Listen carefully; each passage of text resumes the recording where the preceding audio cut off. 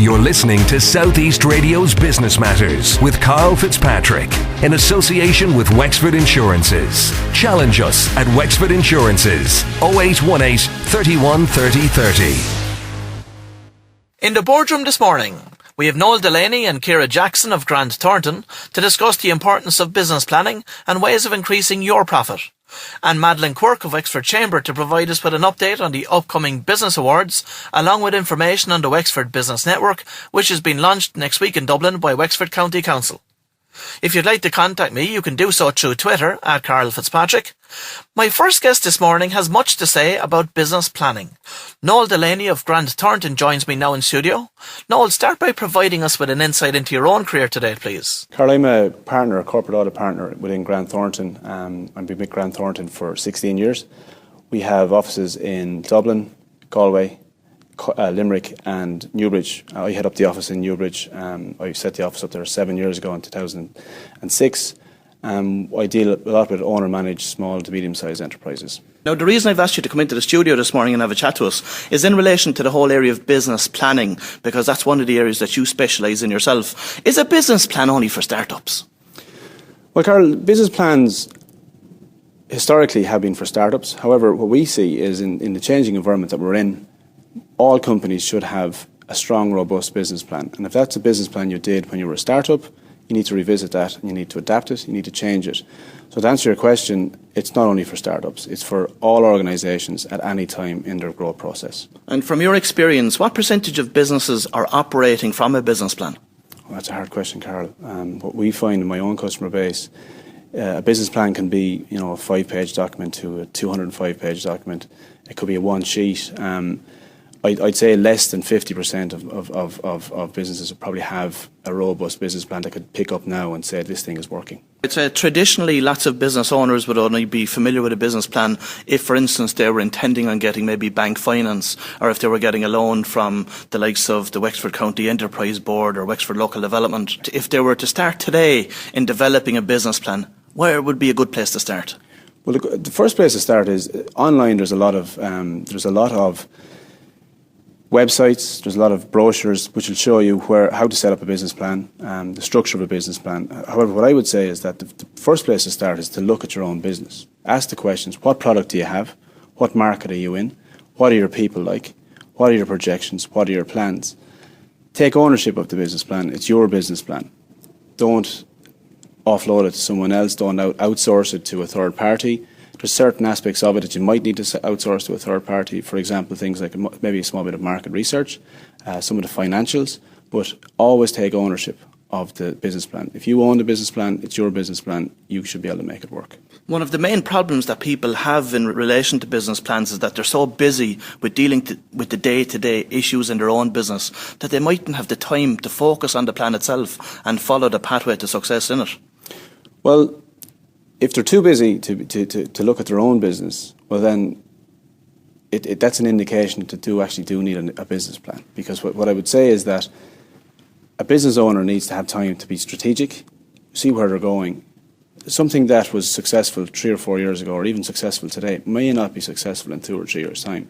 So if you're too busy looking after the dream at the moment, you don't see what's coming down the line. If you don't see what's coming down the line, you're not going to survive. You need to be able to adapt. And to be able to adapt, you need to have the right people around you.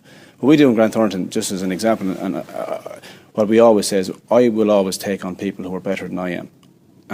If that costs extra money, well, that costs extra money. That drives me. It gives me time to focus on my business and to drive my business forward. Who is the right person within the business to develop the business plan? The business owner is the first person to start with. The guy, whether it's the CEO, whether it's the shareholder, whoever drives the business, whoever has ownership of the business is the right person to do the business plan. I suppose traditionally business owners would have went to their accountant and had their accountant to develop the plan. And now you've been an accountant yourself. What would you say to that? As I said, there's certain aspects of the business plan where you will need outside help. For example, financial projections. We would have a range of pro forma budgeting processing tools that we would use. However, what you do need to bear in mind is that the numbers are only as good as the numbers that we get from the owner. I'm an advisor to a lot of companies. I would understand I've been advisors for a long number of years. I'd know the history of the numbers. However, if they don't take ownership as an owner of the business plan, well then the business plan itself won't be successful in my view and in my experience. How important is market research in developing a plan? Well, market research is key. Not only market research in relation to the Irish and your Irish planning. What we see is that you need to be at least export focused. You have to look outside of the jurisdiction. You have to look outside of the island of Ireland. The island of Ireland. What you need to look at is, e-commerce is huge. You need to ensure that the market research that you do is relevant, it's timely, and it's not too old. You're not looking at market research from 2000, pre-2011, 2012. You need to get very accurate and up-to-date market research done. And you can do a simple SWOT analysis. Most people in their businesses would know who their competitors are, where the market is, and it's just backing that up with data, and there's plenty of data out there. And realistically, what you're saying is that business owners have all of this information in their own heads, but unfortunately for most, they don't ever get a chance to put it down on paper. So they can't actually see where they're going, and that causes a lot of problems for them in the future. It does, yeah, and having it in your head is one thing, and when you're driving an organisation, and some people are very good at it, I personally am not. I like to write things down. To drive a business forward and to be able to look at it and get someone else to look at it objectively, you need to have it written down. We do a process which is called a 360. A 360 process is where we'd ask the client a number of questions and they would answer it in a certain way. We would get one of their managers to answer the very same questions and we would answer the questions. And what we do then is we collaborate all that information together. So how you see yourself operating, how you see the business operating might be completely different than the outside world looking at it. So it gives you a different insight into it, which is a very, very useful tool, very, very simple tool, but it works and it helps people get that from your head onto a sheet of paper. Step one is really to develop the plan, but step two is the execution of the plan itself. How do you find people are in terms of executing the plan that they've written? It's varied, Karl. It's varied. What we find is that if someone has the time, like you just mentioned, if a guy is too busy to start developing the plan, he's not going to spend enough time actually writing the plan. A business plan doesn't need to be 400 pages, 200 pages, 100 pages, even 50 pages. A business plan can be as succinct as a 3 or 4 page document, as long as it covers the key areas and the key things are what your product is, who your clients are, or customers, what your market is, who your competitors are. And then you have an executive summary that encapsulates all of that, and then you have appendices which include things like your projections, your cash flows, and your banking. They are the key ingredients of having a good business plan.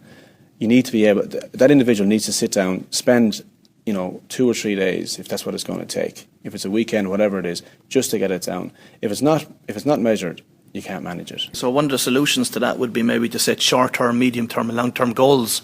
Absolutely, that's the key thing. The key in relation to a good business plan is that it can be adapted. So you have an overall view of whether it's world domination, or whatever it is, but you need to have short-term goals. When you hit those short-term goals, then you move on to the next level. But the key point is ownership of it and make sure that you can adapt it. How often should the business plan be pulled back out and reviewed and updated? Well, again, it's specific to an individual industry or an individual customer. What tends to happen is, as you mentioned earlier, business plan might be needed for maybe EI funding, government funding, go to the bank for funding. At that stage, you will need to revisit it in relation to some of the aspects of it. Some of the aspects that you cover in the business plan would be things like the market research, as I said earlier, which probably don't change fundamentally. Your numbers will change. Maybe your customers might change. Your customers' habits might change. So when you see a shift in that, that's when you revisit it. It's not bespoke. I'm not going to say you do it every month, every week, every year. It's as the market you're in changes, you need to be able to change. Just to move to a more generic question, you're dealing with a myriad of clients across a host of different sectors. What stands out to you in terms of the traits of those that are ultra successful, those that are leaders within their own field? Well, I think what I find is that those that still have that love for what they started off doing, and they're there first thing in the morning and there when they're leaving. They don't pass over the key jobs and the key work to someone else to do. they understand every aspect of their business, however complex or however uncomplex it is.